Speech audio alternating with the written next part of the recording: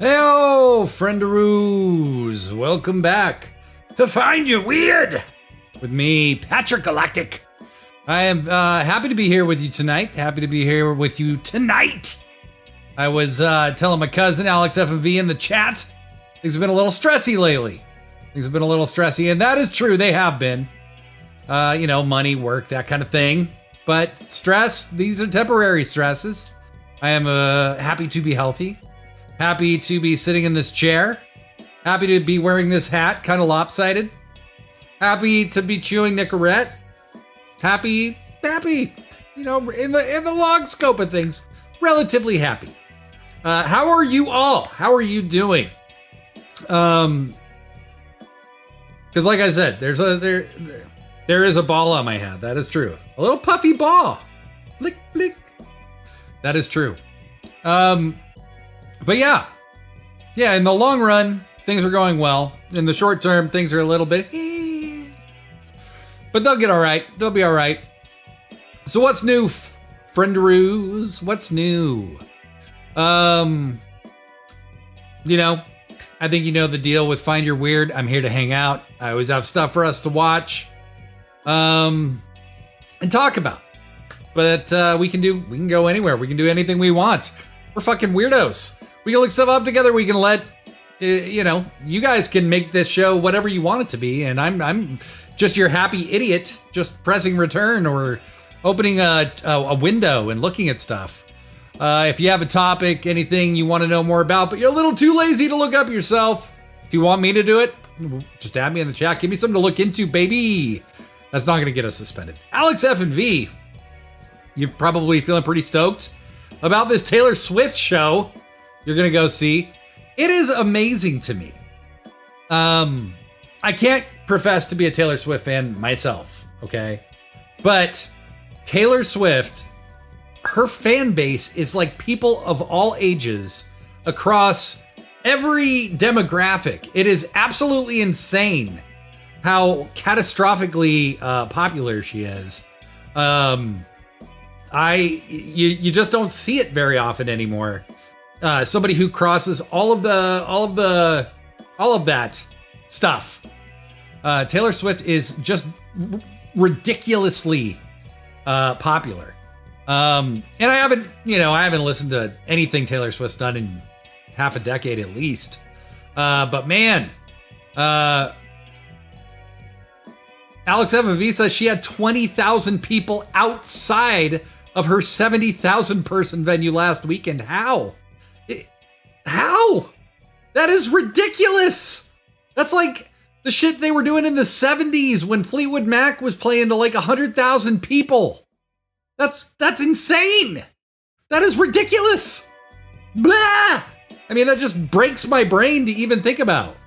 And, with Ticketmaster, I know just a little bit about it, but Ticketmaster, there was this whole frenzy to get the tickets when they came out. Alex, I know you personally participated in this, but there was this whole frenzy to get tickets when it came out. A ton of people didn't get tickets. Scalpers bought up a bunch of them. Bots bought up a bunch of the tickets, and there's still 20,000 people outside of her 70,000 person venue. That is crazy. That is some kind of. She's definitely made some kind of deal with a demon or a devil of some kind.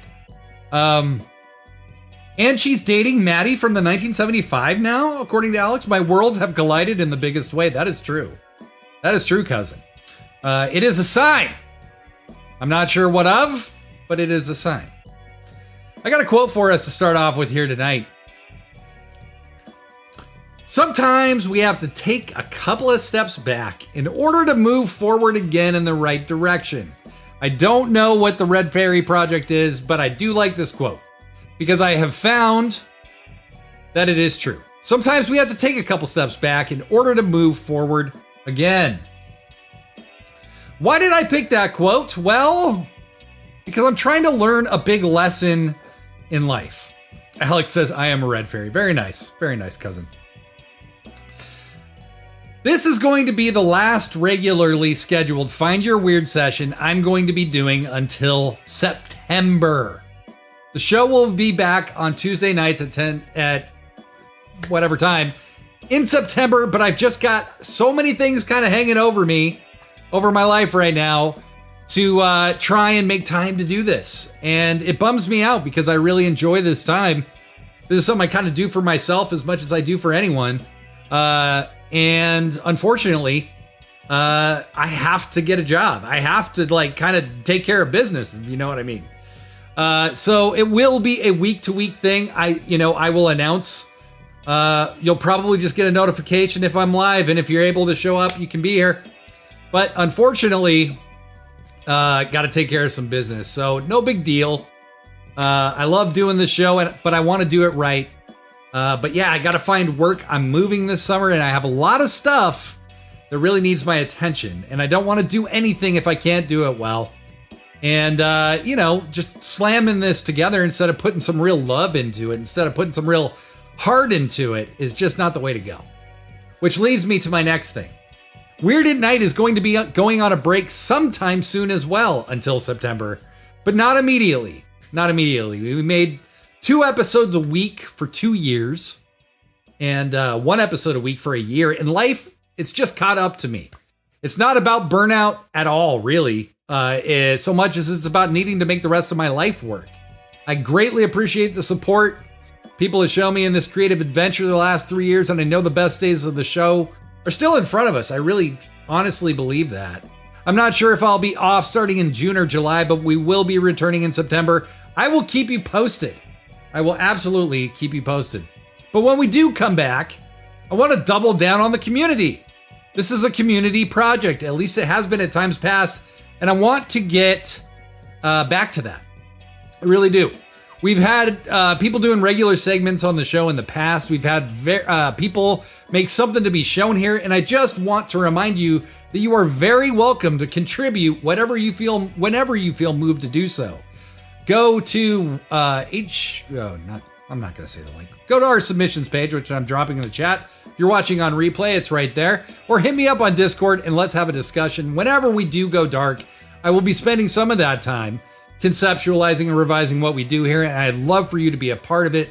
Collaboration is key. Always, Alex and I have collaborated many times on Weird at Night. Alex has collaborated with a lot of people from the community on Weird at Night, and we've had a lot of fun. It's been a blast, and I want to get back to it. But really, yeah, I just kind of got to get some shit together. So we're going to be taking a summer break this year to kind of get things lined up. And then we will move in a forward direction. Holy shit. I finally got some real time to play the new Zelda game. And it is amazing. I had only played it for about, I don't know, an hour or something when we did the show on Saturday. Good God. As a multimedia designer, I have nothing but complete admiration and respect for the coders and designers who put this together. I can't begin to tell you how complicated it must have been. I can't tell you because I don't know. I don't code. I don't know shit. But as somebody who does design, it's absolutely incredible. Alex says, I was wondering if you'd gotten it because I pre-ordered that shit day 1. Alex said, Pierre showed me how there's like 3 levels to the map. Yes, and I only have 2 of them right now. There's a ground level and a sky level. It's pretty intense. And, what I love about Zelda is that it dwells in darkness, but also joy and adventure and nature. Kind of the way, maybe like a really good Pixar movie does. Maybe the way old Disney movies did, that a lot of them are heavily censored now. It's like exploring a world inside of myself. Conquering monsters in Zelda is like conquering anxiety or stress. I don't know. Until I realize I've been playing it for 3 hours and start getting anxiety again. It's beautiful. It's hideous. It's like real life. Have you played it? What's a game that you enjoy that transports you to another dimension and helps you cope? Alex, I know that you game. The video game anxiety is insane. It is. I mean, I've been hooked. made the very stupid decision last year to get Animal Crossing, and I talked about it here. And that is a game that you have to play every day, kind of, to continue making progress and not take 10 steps backwards. And holy shit, what a disaster that was for my time. And I got really, really sucked in to it. And then in December, I just had an epiphany. Like, I can't do this anymore. I'm not even enjoying it anymore. I'm not actually enjoying this game anymore. I need to, like, chill. I need to chill. So I got some questions for you. And we're going to start off with our very first one. If money didn't exist and you had no worries, what would you do? If money didn't exist and you had nothing to worry about, what would you do? Alex says, I haven't played that game, but I love Horizon Zero Dawn and Horizon Forbidden West. I get sucked into the story of The Last of Us, but it's scary sometimes. Fair. Let's, I'm going to look up what some of these games are here. Come up with an answer to these questions while I do this. All right.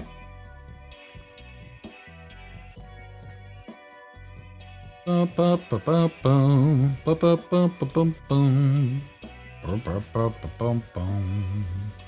need to see my bookmarks. All right, so let's check out. Would you say Horizon Zero Dawn? So, are you playing this on the PS4, Alex? Horizon Zero Dawn. Ooh, this looks very epic. Good lord. Good lord. PS4 and PS5. It looks very epic. Wow. What is it about these fantasy games that is so alluring? This looks like sci-fi and fantasy. That's really cool. Bunkers, vantage point. Wow. I have a PS4 I haven't played in like 4 years, but look at that. Good God. Wow. I think the PS4 has a better graphics engine than the Nintendo Switch, and it's a totally different generation. Wow! That is wild!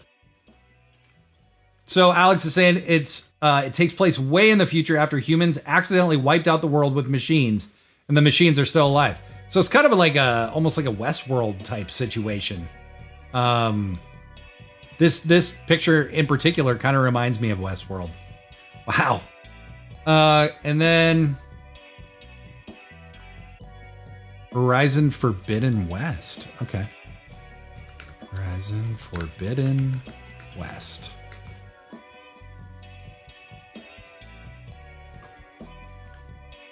And Alex, you have a PS5, right?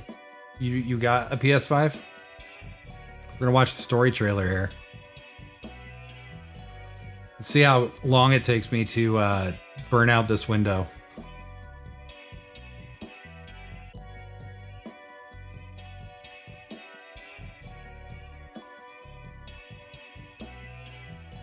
Hey, you little bastard.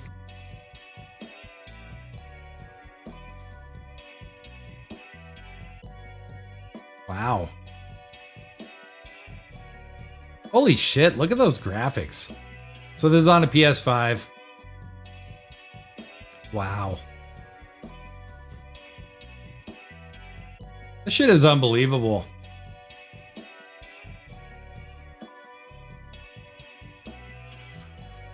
I don't go out to do retail therapy very often, so I don't know if the PS5 is findable even at this point.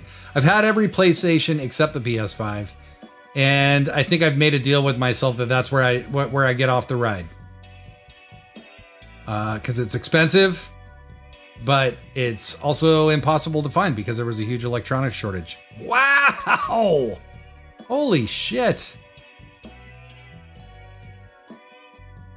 You got these like fucking two-legged dinosaur transformer looking things. This is crazy. This is crazy. I mean, why would anybody do anything besides this? I mean, this literally is starting to, it's almost to the point where this just looks like a movie. You know what I mean? It just looks like a fucking movie. It's fucking crazy. And then it's all like prehistoric with robots, and then like there's a nuclear bunker. They're making a prequel for it now. That is wild. Absolutely wild.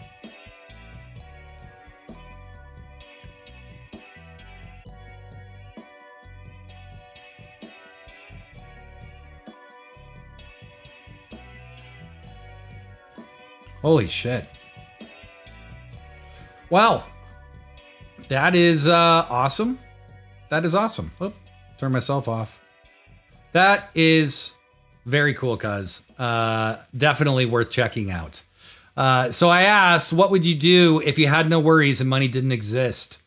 And Alex said...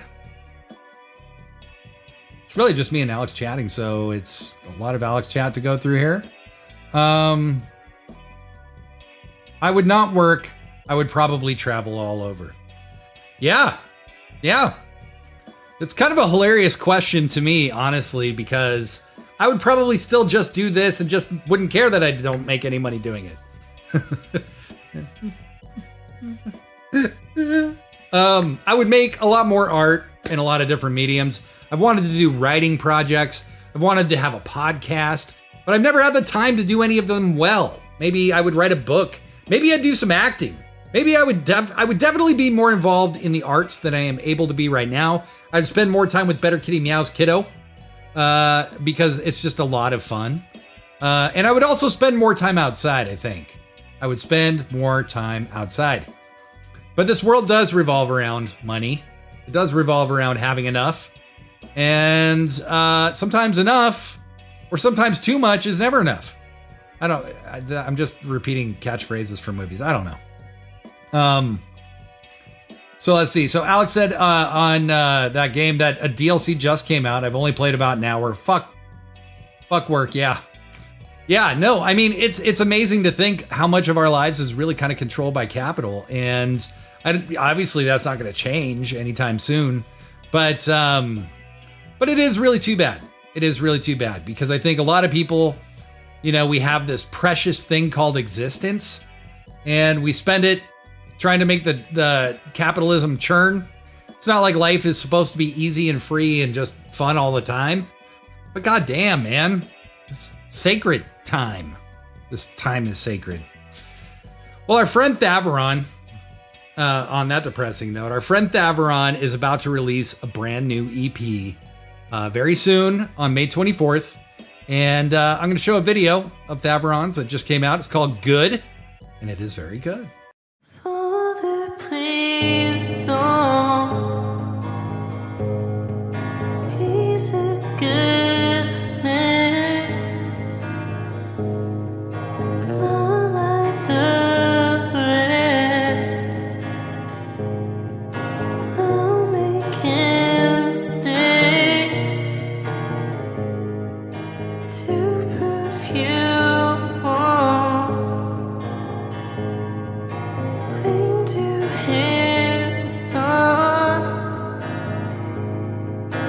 Leave a piece.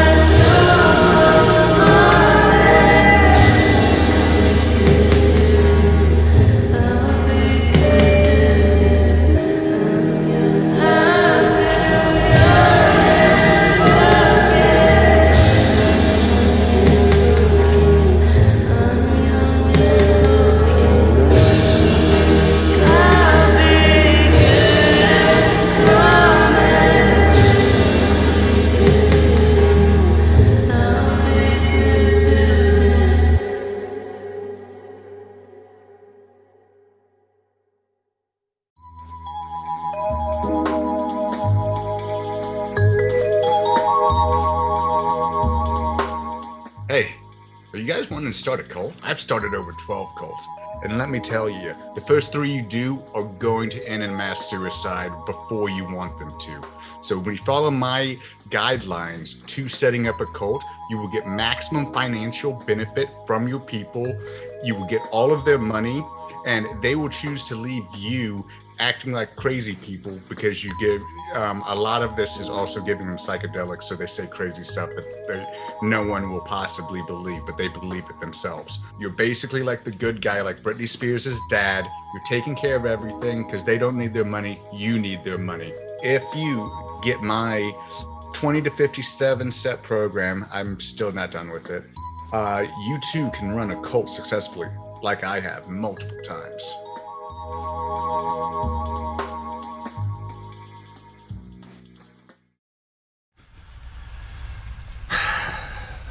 Good old Dartone. Good old Dartone. That was a little clip from the Wayback Machine, right after Dartone and Blazing Space were banished to Noirland. Dartone was back up to his old tricks. And Dartone, started kind of trying to do the same old thing. And then for a while, Dartone got wrapped up with Steve Germany, which we're going to see a little more of later. Got wrapped up with good old Steve Germany. And then kind of became the savior of the Waniverse, became more powerful than he'd ever been for a short time, until he was exposed as a fraud. Which he kind of clearly admitted to being most of the time. Most of the time. But that song was called Good by Thaveron.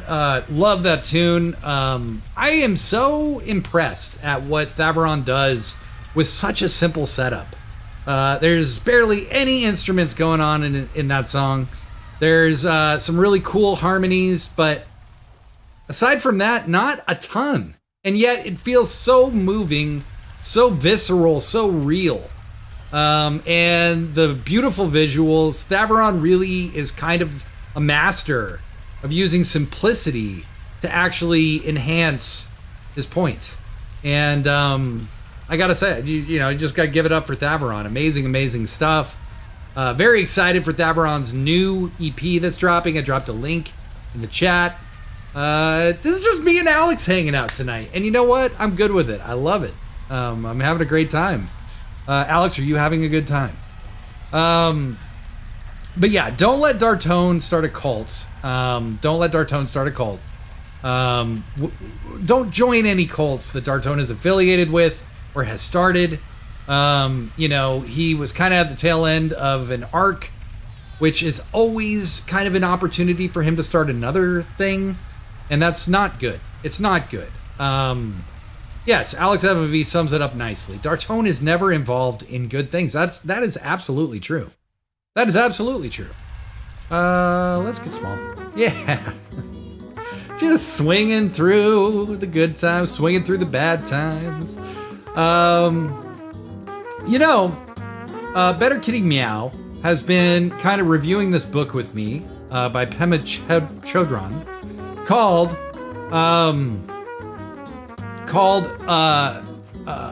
Peace with Uncertainty, something like that. Accepting Uncertainty, something like that. And, what that book talks a lot about that is really inspiring to me is that basically you have to kind of learn to be comfortable with where you are. Not some future version of you, not some wishing you were some version of you that you've already been. You have to kind of get comfortable with the you that's right now. It doesn't matter if everything's going according to plan. It doesn't matter if you're comfortable financially or if you're comfortable emotionally. You kind of have to learn how to find that comfort. Cousin, I will actually send you a link to this book. It's amazing. It is based on Buddhism, but man, it is for where I've been in my life. It's the exact right thing for me right now. Alex says sometimes easier said than done. Absolutely. I mean, believe me, I am at the right time in my life to hear this. And you know what you're at the right time in your life to hear right now? This.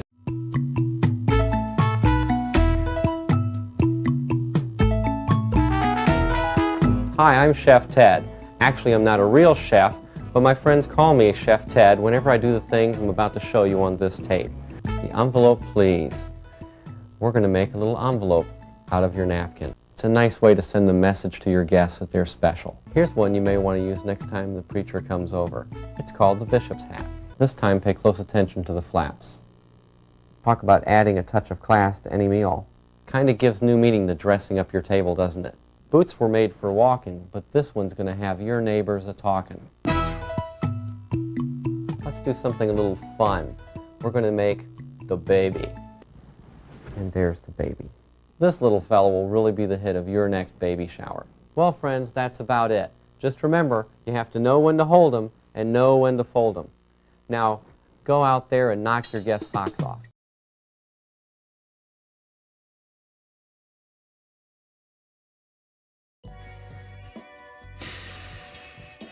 Chef Ted. I'm not a real chef. My friends just call me Chef Ted when I show them neat tricks like this. He has one called the baby. That is very disturbing to me. I don't know why, of all the things he says in that is the thing that I find most troubling, but it most certainly is. It most certainly is. All right, got another question for you, Alex. What would you be the deity of? What would you be the god of if you could be chosen to be the god of anything? Now, I would be a very shitty god of war for surezies. I would be a very bad, ruler of the damned. You know what I mean? I kind of just don't have it in me to be super cruel. It's not really my scene, man. It's not something I'd aspire to. Now, I could be a good god of, chill. Like the god of not worrying all the time. Like a really good god of generalized unseriousness or a fantastic god of stunted development. Right? Maybe even a god of music? Not because I'm the best musician, but I just love the shit and would be very encouraging and endow gifts of music to the world. To the world. I can also be a good god of making sure Dartone doesn't start another cult. Actually, in a way, maybe I am. Alex FV said, I would be the god of one-liners. Cousin, you already are. You already are. But yeah, I'm the god of making sure Dartone doesn't start another cult. Alex, I think you might be the god of making sure Dartone doesn't live. He would be very amused to know that we are talking about him as much as we are when he's not even here.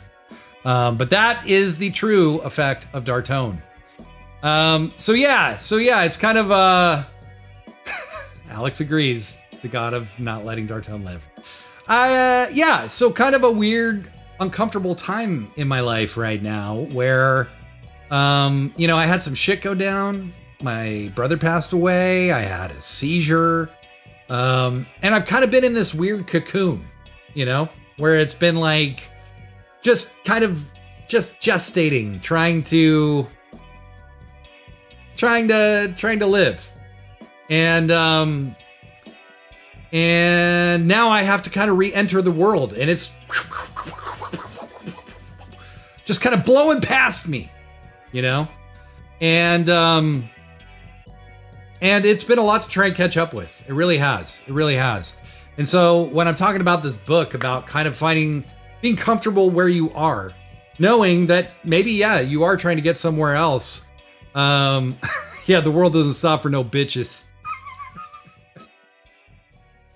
It sure don't. This bitch knows. Being as this is our last episode for a little while, of Find Your Weird, I wanted to ask you a question. What would you think about me moving the show up an hour? Not just this show, also Weird at Night. What would you think if we started at 9 p.m. Pacific and midnight when we come back, starting at midnight? Yes, please. Okay. What would you think about us moving the night of Weird at Night? Because I think Saturdays kind of aren't the gig anymore. People are out doing stuff. And I have a day in mind that I'd like to do it, which would be Thursdays. So it'd be Tuesday and Thursday. But I would have my Saturdays back, which now actually involve activity. but the show would air an hour earlier. It would be on Thursday, and Find Your Weird would still be on Tuesdays, but both shows would be at 9 p.m. So it would be an hour earlier. It'd still be at night, still very late at night on the East Coast, and still be true to the blue. Did I just say that? This is what happens when you're live. You say stupid shit that you don't mean to say.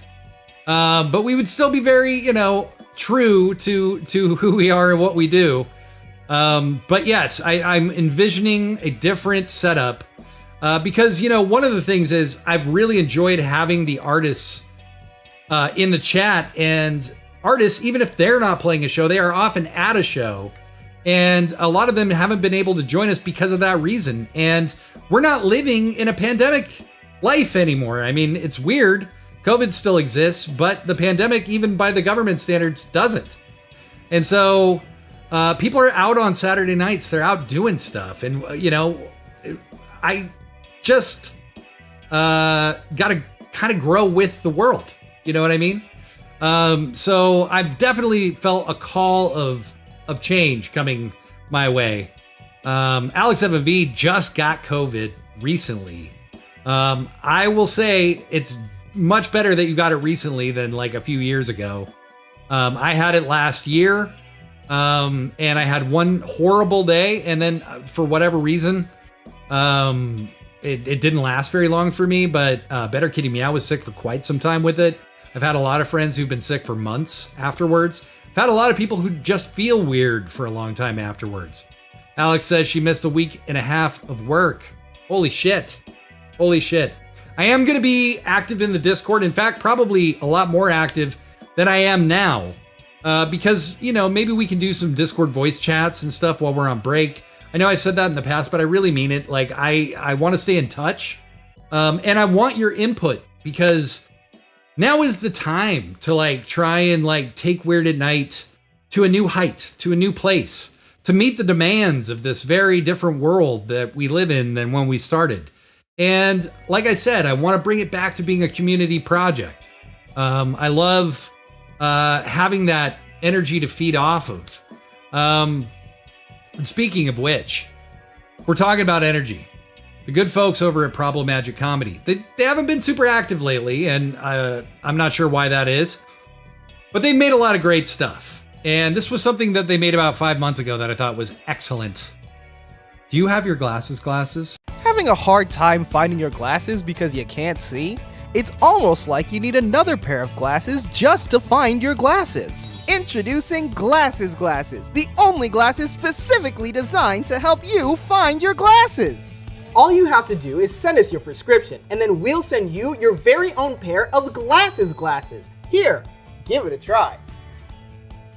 This is just a second pair of glasses. Exactly! A second pair of glasses to help you find your glasses. When I need to find this pair to put them on. And then you'll be able to see well enough to find your glasses. If I'm gonna spend time looking for my glasses, why don't I just find my glasses? Because glasses are the only glasses designed to help you find your glasses. By finding another pair of glasses. Precisely! That doesn't make any sense. What do you mean? You're not solving anything. You're just adding a second layer to the problem. But glasses are the— No! Shut up! How are you not understanding this? If you make a pair of glasses designed to find glasses, then you have to find those glasses! And you still won't be able to see! But glasses are It doesn't work! It doesn't make sense! You're trying to solve a cyclical problem with a cyclical solution! It's just another pair of glasses! How are glasses going to help if you can't see to find them? Oh my god. How did you get in my house? How can one see without sight? How can one think without mind? How can one be without That doesn't make any sense. You're not solving anything. You're just adding a second layer on top of the issue. You spent all of our savings. I'm taking the kids and I'm leaving. It's just another pair of glasses. You'll never find them. You can't even find yourself. clarity in the fragmented identity of consciousness only found looking through the glasses specifically made to find your glasses. How are you not understanding this? It's just another pair of glasses! You spent our kids' college fund on what? I have to follow my dream! Have you thought about investing in cryptocurrency? They're just another Yes, pair it does. of glasses. Yes, it does. No, it does make sense. Yes, it does make sense. You fool! Do not deny your God! In order to become the glasses, you must become the glasses. In order to become the glasses, what must you become? Introducing Glasses, the only glasses specifically designed to help you find your glasses, so that you can finally find your glasses. Finally. Oh, here are my glasses. Oh, look at that. My glasses. Wow, well that's what I call a slam dunk.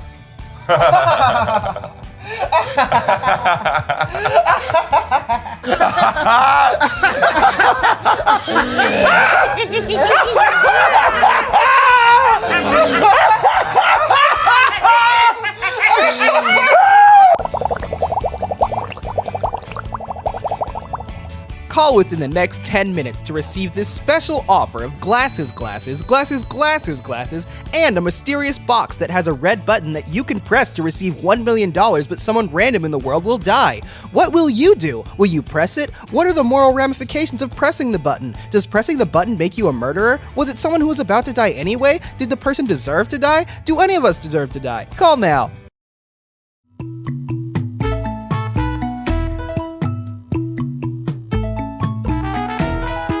Hi, I'm Chef Ted. Actually, I'm not a real chef, but my friends call me Chef Ted whenever I do the things I'm about to show you on this tape. The envelope, please. We're going to make a little envelope out of your napkin. It's a nice way to send the message to your guests that they're special. Here's one you may want to use next time the preacher comes over.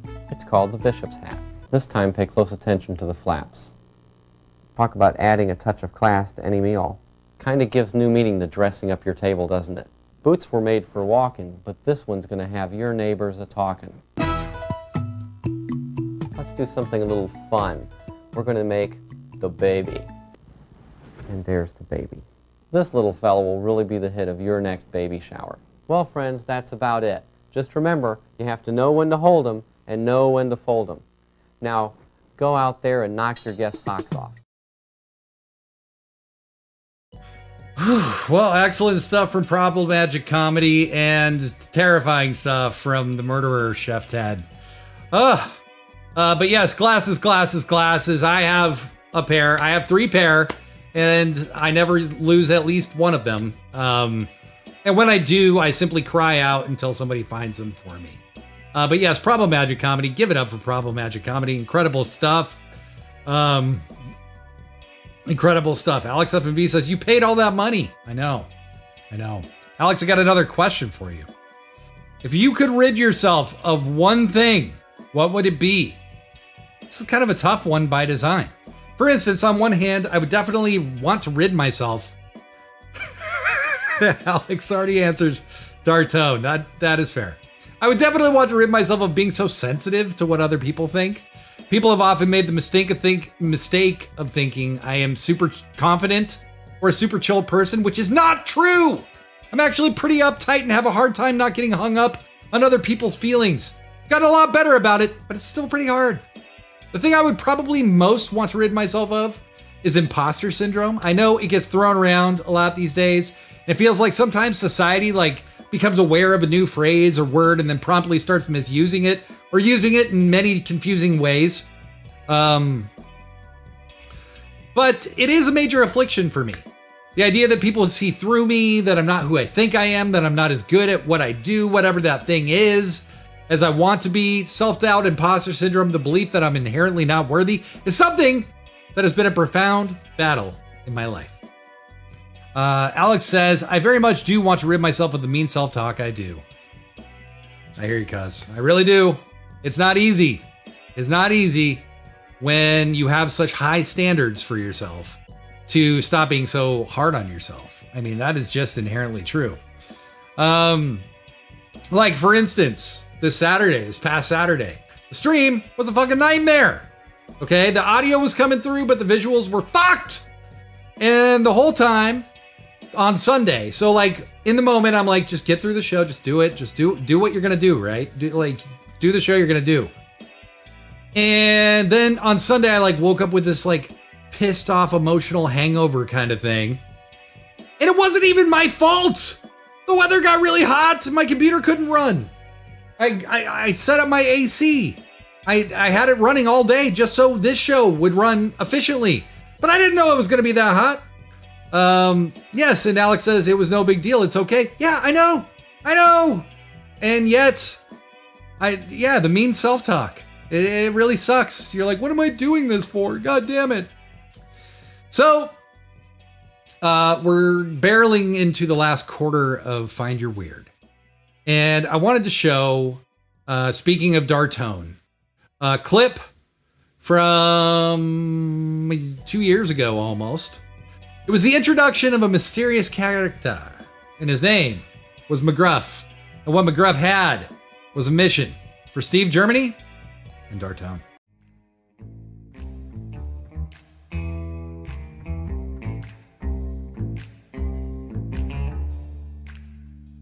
Well, Dartone, thanks for coming in so late. Or so early. It depends on how you look at time. It's really no business of mine. I've been so busy, I have to take a goddamn vacation. I can't keep up with all these case files. So much crime in New Orleans. Nothing getting solved. But by God, we will solve your shoe case. And I just wanted to bring you in for an interview because I needed some key details about your case. Now, which shoe did you lose? Was it the left or the right?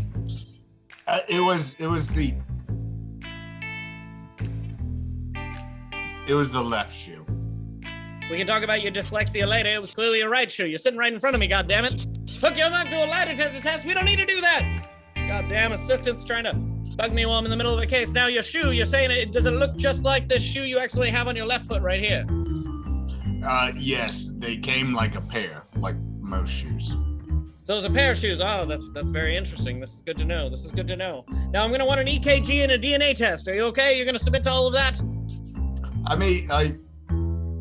Yeah, but like the EKG is here, and then Fantastic. Fine. We're going to have a whole full workup. We're going to get a prostate exam. Just make sure you're all good to go. New Orleans PD is very thorough. We never miss a step. Our health department is top in the city. I usually give myself my own prostate exams, but, let's change things up. All right.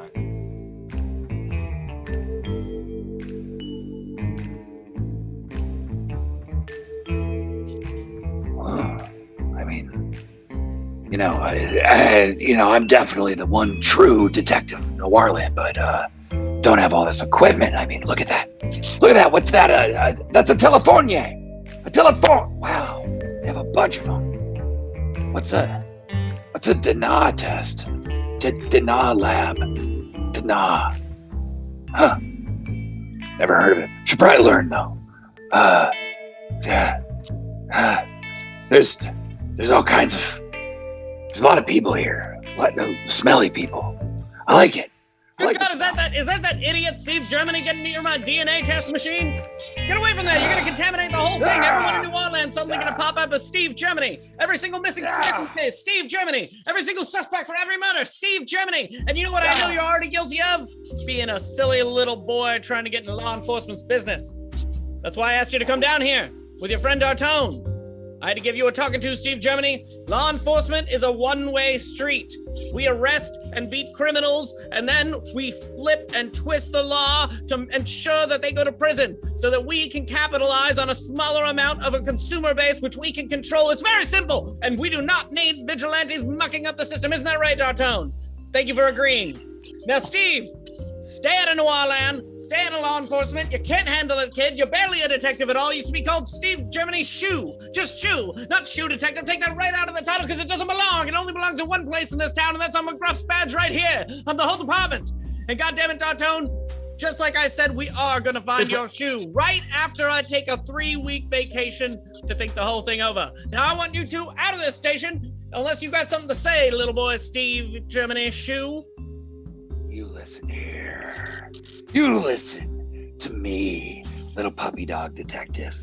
If you think you're the best and you think I'm the amateur, then how about we do it this way? Why don't you give me the biggest case ever in the history of Warland? Stevie G's gonna solve it. because I know that you can't do it. You can't do it. You're saying I can't solve a case? Goddamn, the only reason we can't solve cases is because there's too many. If you want one of these cases, you think you're gonna walk in here and I'm gonna give you a high-profile case, you got another thing coming. But I'll tell you what I think. What do you think? What was that? That's exactly what I think. I think I'm gonna walk in here and I'm gonna ask for your biggest, most unsolvable case, and you're gonna give it to me. Steve Germany, I will give you our smallest, most unsolvable case. This case has no evidence, a complete fucking mess. You want to take this off my hands, Steve Germany? Goddammit? Fine. I don't want to see it anymore. It's about monsters and bamboozle and magic. I don't believe in that. I believe in real facts. So I'm going to give this to you because you're a phony detective, and I believe this to be a phony case. It's about a goblin bird and some missing scientist, and you'll never solve it. And I cannot wait to say I told you so. You ain't no fucking detective after all. Here, take it. Would you say the goblin bird wears shoes? I mean, I have no idea. It's never been spotted. It's not real. How can I tell this to you in a different way? You're not a real detective. The goblin... Wait, what's that? Oh my God! That's a huge, bird-like, homunculus-looking pterodactyl goblin bird creature just flew by the window. Thank God I'm on a 3-week vacation, and this is the problem of you two idiots. Well, Steve Germany is on the case. I mean, like, I have 3 weeks to kill. Why the fuck not? All right, I'll help you out, Steve. Well, sounds like the assignment is clear. Sounds like the objective is clear. Sounds like we're about to make a mystery.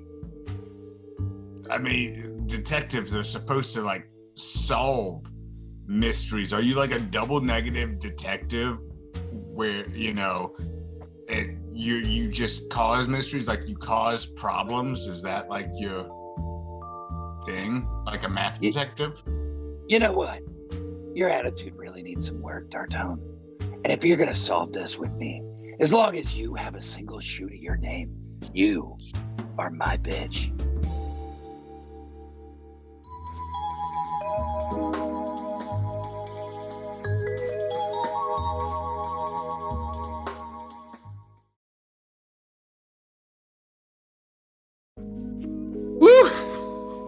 That was really fun to watch. I totally forgot how we even filmed that. I think I was reading the script and trying to imagine how long it would take before I started reacting to certain things, because we didn't do it all at the same time. And somehow it just kind of worked. But that was, I believe that was the very first appearance of McGruff. If not, it was one of the very first. One of the very first. I forgot to ask one more question, and this is a really important one, okay? Who would you like to see accidentally fart loudly on the air? I think this is an important question. It's crucial. There are plenty of famous people that I don't like, okay? Trump, Kanye. I don't understand the appeal of the Kardashians at all. Alex says Anderson Cooper, which is funny. But I think that's the wrong thing to focus on, because actually if Kim Kardashian just farted super loud, it would be hilarious. But I digress. And Alex, I am not copying your answer. This is literally what is in my notes.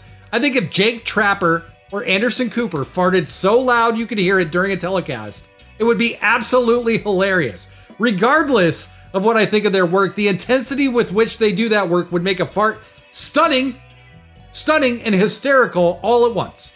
Yes, that is my answer. Jake Tapper or Anderson Cooper. Runners up would be LeVar Burton, because I think he would laugh his ass off and roll with it. He'd just roll with it. And also George Clooney. Really attractive people farting loudly is apparently something I find just hilarious. Who doesn't? It's fucking funny. It's fucking funny. All right, now we do this. Cousin is you and me. One last time on Find Your Weird until September, but as I said, we're coming back bigger, we're coming back better, and I will be a lot less stressed when we do come back. So let's do this. 10, 9, 8, 7, 6, 5, 4, 3, 2, 1. Go! We'll take a little longer this time.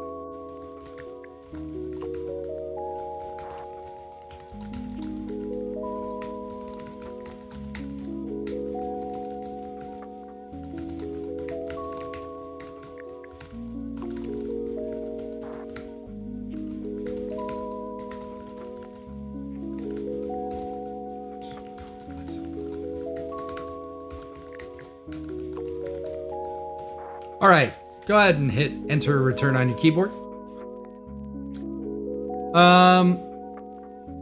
So I hit enter by accident while I was typing. It's not a coincidence that my incidents are piling up and my pants are not on my body. My pants are not on my body. I'm wearing shorts. Yes, me. I'm a shorts guy now. I wear shorts and flip-flops and I hip hop and I don't stop. I hit return by accident, but whatever. Keep typing and stop rhyming or do or don't or whatever parable about wolves and sheep's clothing you want to say. I'm the king of the banking system and I rule that high rule is the new ruler of the financial system. Yes, we all play for money from now on. I meant to say we all play Zelda for money from now on. Great job, me. Alex FV, go get a pair of purple scissors and go snip snip on the carpet. You'll never know it, but that's the way Barbie got her body. Don't ask me, ask Lucifer. He's a terrific tour guide. Got like 8 different times I have gone to the North Pole, and every time has been for gargantuan amounts of Kit Kats and knickknacks on the way to a basketball game. In fact, on the way to a baseball game is the perfect time for time travel. I'm going all the way to the time I got a scrape while flying to the moon. Giggle box, ha ha ha, the king of the banking systems. Yes, that's me, baby. That's me, clearly. By my vast, disproportionate wealth, you can tell that I am the king of the banking systems. Great auto ride, cousin. Great auto ride. You know, it feels appropriate. It's just the two of us tonight. Feels very appropriate. But that is it for Find Your Weird until September. I may do it like just on a moment's notice, and it might just be a little more freewheeling. But we will be back. We will be earlier in the evening at 9 p.m. Feel pretty resolute in that. I will be doing Weird at Night for a bit more until we take a summer break and then come back in September. We'll come back in September with both shows, ready to fire off, ready to make this shit happen. But I do want to thank you, cousin. I want to thank anybody watching this on replay. It's been a lot of fun. And there's one more person who wants to thank you. And I thank you to stand by.